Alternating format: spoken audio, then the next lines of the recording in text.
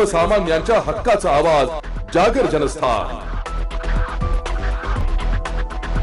बंदी असतानाही नायलॉन मांजा विक्री करण्याच्या तयारीत असलेल्या एकाला गुन्हे शाखेच्या युनिट क्रमांक 2-4 पथकानं रंगेहात पकडलं असून त्याच्याकडून दुचाकी आणि मांजा असा 46,000 रुपयांचा ऐवज हस्तगत केलाय।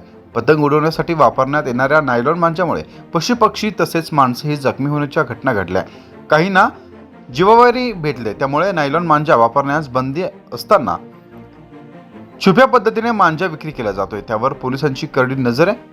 गुन्हे शाखेच्या युनिट क्रमांक 2च्या पथकानं नुकतीच एकावर कारवाई केली आहे। देवळली कॅम्प येथील भगवती देवी मंदिर परिसरात राहणारा विशाल मोरे हा मोनोकॉइट नावाचा नायलॉन मांजा विक्रीसाठी भगूर बस स्टँड मागे आला होता। गुन्हे शाखेच्या पथकाला गुप्त माहिती मिळाल्यानंतर पोलीस उपनिरीक्षक संदेश पाडवी, सहाय्यक पोलीस उपनिरीक्षक बाळू शेळके, पोलीस हवालदार गुलाब सोना, राजेंद्र घुमरे, शंकर काळे, विजय वरंदळ यांनी धाड टाकून मोरे यास ताब्यात घेतला। त्याच्याकडून दुचाकीसह मांजा असा एकूण 46,000 रुपयांचा मुद्देमाल हस्तगत केलाय। पुढील कारवाईसाठी त्याला देवळली कॅम्प पोलिसांनी ताब्यात घेतलाय। जागर जनस्थानसाठी संदीप नवसे, नाशिक रोड।